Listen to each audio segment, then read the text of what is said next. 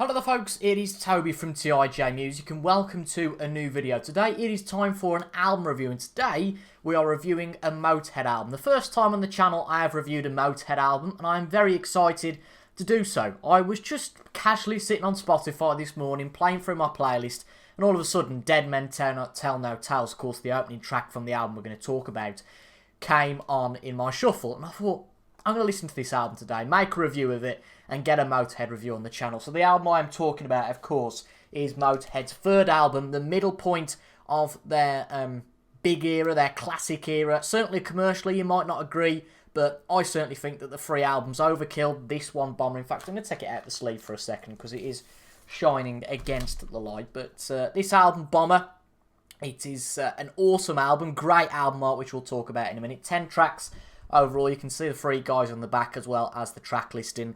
And it is an awesome album. But before we get into the review, let's have just a quick chat about how it was quite a nice, well-rounded purchase of this album. You can see, or maybe not, on the sleeve that this came in, is that this is on sale now for £8. And I didn't buy this. My dad bought this album last year. He had a vinyl collection back in the 70s, and like a lot of people, of course, disposed of it. But he had Bomber, Overkill, Ace of Spades, etc., etc., and last year, he was at Stafford County Showground, which used to be Stafford Bingley Hall, which was where he went to see Motorhead in 1979/80. I think it was 1980, early 1980, on the Bomber Tour. And he was there last year. It's now Stafford County Showground, and there was a market there. And somebody was selling at this market Motorhead's Bomber. That's the album I've got in my hand. They were selling Bomber, Ace of Spades, and No Sleep Till Hammersmith, all on vinyl. And get this, he got the three albums for £20, an absolute bargain, and this one was £8 again, a nice sleeve coming with it. A bit rough around the edges, the album art is, but the sleeve, which is just a plain sleeve in this case, and the album are in fine condition. You can see the classic bronze label there. This was their second album with the bronze label after Overkill. Obviously, their debut album escapes me who that was with, but that was terminated pretty quickly. We've got Jimmy Miller back as producer on this album, and we'll talk about him in just a second. But this album came out just 6 months after Overkill. Overkill, a massively, not necessarily commercially successful one, but a brilliant album for the band. After the first album, they went in a bit of a different direction with Overkill, and it sounds absolutely awesome. That formed the first of the trio of albums. This one, of course, the midpoint, and then the last one was Ace of Spades. And this one, Overkill, was actually formed on the road. While they were touring, they were playing new songs on the road, and they got to fine-tune the songs. But for Bomber, because it was only completed sort of a month and a half, and it came just 6 months after Overkill, all of the songs were recorded, written, etc., just in the studio. But you know, you wouldn't know it, that it was crammed into such small sessions. And to go on top of that, the producer, Jimmy Miller, was, well, pretty useless. He was under the influence of heroin, etc., turned up late. And just reading my notes here, Lemmy states in his autobiography, Overkill, which was the first album they did with Jimmy Miller, was supposed to be something of a comeback album, which is exactly what it turned out to be for him. He'd got very heavily into heroin, which likely began when he was working with the Rolling Stones, and he lost it for a couple of years. But months later, when we were working with him on Bomber, it was sadly clear that he was back on smack, of course, heroin. And there's an anti-heroin track here called Dead Men Tell No Tales. And there are a number of aggressive tracks here, the damning Police, damning Lawman, criticism of Lemmy's father in Poison, obviously Dead Men Tell No Tales. There's some brilliant tracks here, and we'll go through those when we go through each track individually. And this album, it's important to note, is the first to have the guys on the front cover. Now after this, of course, Ace of Spades did, Iron Fist didn't, Another Perfect Day didn't. It was a long time after Ace of Spades that the guys were on the front cover. Obviously, they were for the live album, but that doesn't really count. But they're obviously inside a plane here, and Adrian Chesterman illustrated the album cover. It obviously depicts Lemmy, who is at the front there. And in fact, let's take this out of the sleeve. The sleeve's pretty poor in today's light. We've got Lemmy at the front, Filthy Animal on the bottom, and Eddie Clarke at the top next to Lemmy in a Bomber. And we all know, or maybe not, that Lemmy was all into that, the military regalia and all that sort of stuff. And he wanted it to be a German plane because he said all the bad guys made the best shit. And, well, there you go. That's Lemmy for you, isn't it? But the album went to number 12 in the UK charts. The title track, Bomber, went to Christmas number 1. Nah, didn't really, but it sold pretty well. It came out in the 1st of December. We're talking about just the single now. The album came out in September, I think. But the single came out in December and did fairly well. Sold 20,000 records in its initial pressing. And just some interesting quotes here before we go on to the track. I think this was quite interesting. In Lemmy's autobiography, he calls Bomber a transitional record and says there's a couple of naff tracks on it, like Talking Head. Not my favourite track, but interesting to note. And in a 1980 interview, Eddie Clarke said the LP was pretty poor compared to Ace of Spades. And he said Bomber felt wrong. It wasn't all there. Interesting. So let's go through the tracks. All of these songs written by Lenny Kilbster, Eddie Clarke and Phil Taylor. This was to be the third album, with all of the guys on the album, and obviously that would last until the next two, Ace of Spades and Iron Fist, and after that, Eddie Clarke would leave the band. No, was it? Yeah, it was Eddie Clarke, and Brian Robertson came in to replace him. But more about that when we get to those reviews. So the first track, the first track, Dead Men Tell No Tales. Well, I think the opener and the close to this album are amongst the best on the album, although probably Stone Dead Forever has got something to say about that. But the classic This Is It start to the album just makes it an excellent opener. The lyrics are great. The guitar licks are awesome. I don't know about you, but I think this is a little bit subtle. More subtle, at least, compared to other tracks. But it's carried out very well. A Motorhead classic. And if you haven't watched any of my reviews before, I do go through the individual tracks, give a rating out of 10, and then at the end, obviously, we can take an average of those tracks and provide an average rating. But this one has to be a 10 out of 10. It's an absolute Motorhead classic. We then move on to track number 2, Lawman. The pace is a little bit slower on this one, which is a noticeable change throughout, actually, from their last album, Overkill. But again, it's another Motorhead essential classic. Probably put this one at 9 out of 10, but the lyrics are fascinating here. Again, I think it's very much about law enforcement, police, as is hinted here. But yeah, great, chilling lyrics. And a 9 out of 10. And I was going to say, and we move on to track number 3, this is absolutely clear. In this spine-chilling Sweet Revenge, it was described as spine-chilling by Ultimate Classic Rock, and they're absolutely right, really. The Hello Victims at the start, but he had quite a knack, Lemmy did on this album, of going for the whole Hello Victims, or This Is It, or No on Bomber, and Oh, and all that sort of stuff. And it really entices the viewer, I was going to say the reader then, the listener, into the album, and it is really excellent. And Sweet Revenge has to be a 10 out of 10. I can't add much more to what Classic Rock have said, Ultimate Classic Rock. It really is spine-chilling. It's a slow track, but it's not a slow burner. It's more, I would say, an unbelievable grind, and that's not a criticism. It is a really, really good track. And the first three tracks are absolute killer, and I think that continues, really, with Sharpshooter, track number 4. Another 9 out of 10 track, I think. The pace is a little bit quicker here, and in many of the tracks around this period, if you made a compilation album around the tracks in this period, you can really see on lots of these tracks that they showcase another brilliance of the trio sounding excellent. And that's exactly the same here.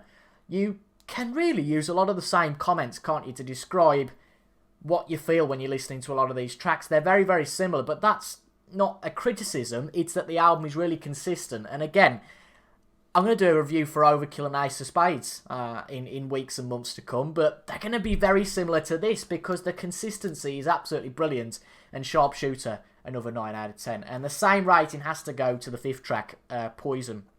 Quicker yet again, and it's a little bit more like the stuff on Overkill, which is a great compliment, but it's another great track. An interesting narrative here. He's talking about his parents' marriage and then his experiences and the negativity of Poison, but you can see the different connotations coming off that, but it's really a fascinating track, so 9 out of 10. So on the first side, which includes Dead Men Tell No Tales, Lawman, Sweet Revenge, Sharpshooter and Poison, there isn't a weak track in sight, and that's the same for all of the albums. So we move on to side number 2 on the vinyl, at least now, to Stone Dead Forever. Oh, one of the best guitar riffs, period, for Motorhead. It's almost Overkill levels of riffage, and Overkill's like up here. In fact, let's go off the camera. Let's just prove it is off the scale. I don't want to go too straight with that, or else we'll be a bit like Lemmy. But this is a 10 out of 10. It really is an absolutely fantastic track. We've talked about the guitar riff, aggressive lyrics. It's just a Motorhead classic, isn't it? Excellent toe tapper, and the guys just sound absolutely awesome here. There's not much I can say really more than that. It's a 10 out of 10. It's an awesome track. We then come to what I think, and this isn't much of a criticism again, because all the tracks are really good here, but it's only a 7 out of 10 for the next track, which is called All the Ace. And I think this track is very, very similar to Bomber and Dead Men Tell No Tales with the structure of the track. You can definitely tell it picks up bits and bobs from the two tracks, but it could have been written before. It might have been that the other two tracks copied from All the Ace, so I'm not quite sure, but the guitar work is awesome from Fast Eddie here. He really makes the instrument come to life, and you can tell that there's a very distinct guitar sound on this album, can't you? When you listen to any of the tracks, and I suppose if it was a compilation, you see an Overkill track, then a Bomber track, you can go, right, that's definitely Bomber. There's a distinct sound to this album, and it makes it really good, and I think that a lot of that is down to the guitar work from Fast Eddie. And I think that the blend that this trio had was what made Motorhead struggle in later years. For example, Brian Robertson, great guitarist. Probably, I think, I'm a big Thin Lizzy fan.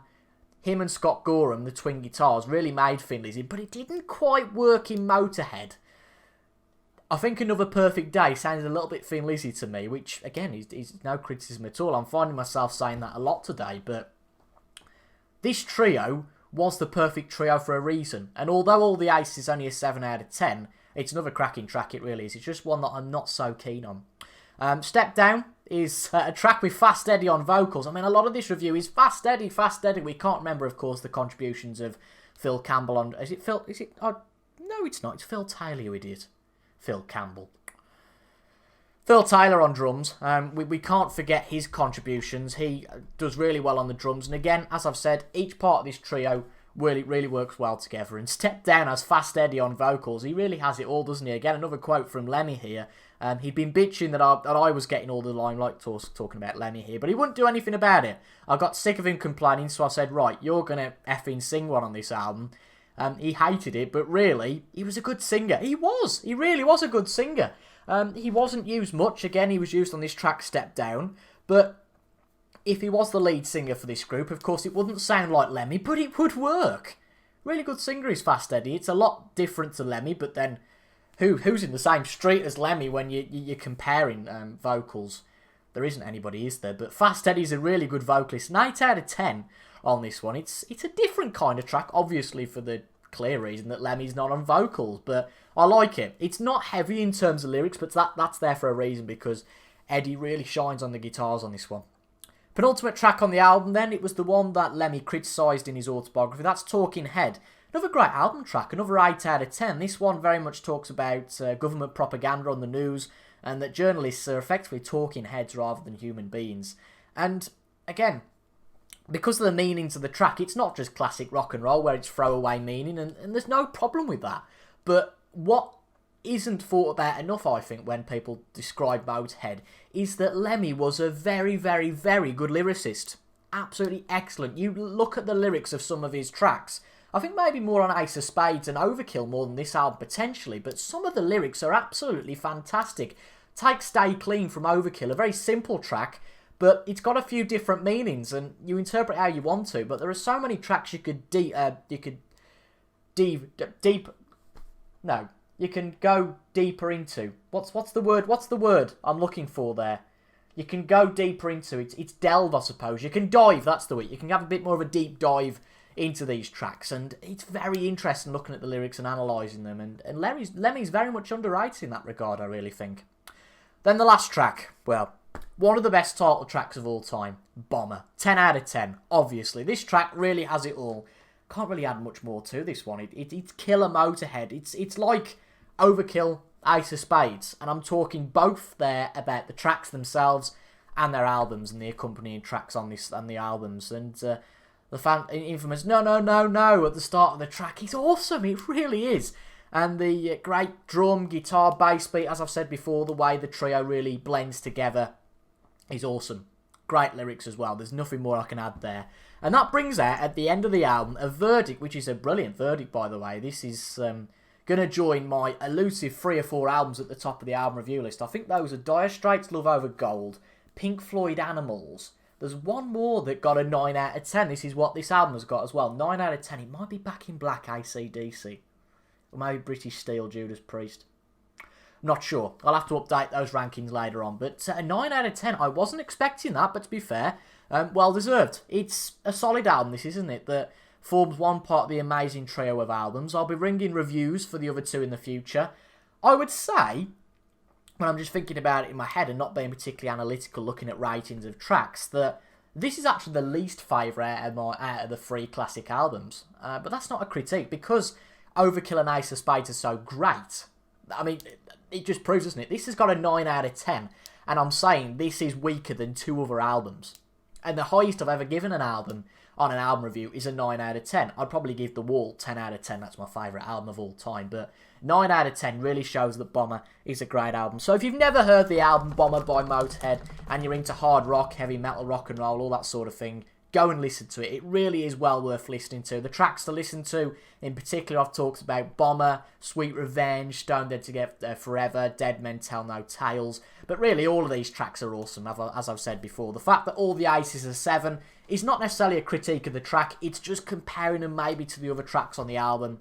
And it's probably the weakest one on the album. But I've really enjoyed doing that. As I've said in the past, I'm hoping to bring weekly videos to you guys. I'm going to put the record down because the light is dreadful today. It's a horrible foggy day in November, so I thought I'd put some metal on and maybe just whack out the foot movements to the heavy metal and hard rock, and that's something I've enjoyed this morning. But yeah, I'm hoping to bring weekly videos to you guys. I've brought a video out last week. I brought one out this week, so that's a tick for the last 2 weeks. But as always, if there are any albums you want me to review specifically, I will put them on my list. If I get time, I'll go and listen to them. We all know as music lovers that there are so many albums we want to listen to and truly we'll never get the time to listen to in our lifetimes. There's just hundreds and thousands of albums that we've never listened to and we'll probably never get the chance to. But if you've got any recommendations for albums to review, leave them down in the comments, as well as, of course, as your opinions on Bomber. Where do you think it stands with Overkill and Ace of Spades? And maybe is there a later album that you think trumps all of them? I'd love to know down in the comments and start the discussion down there.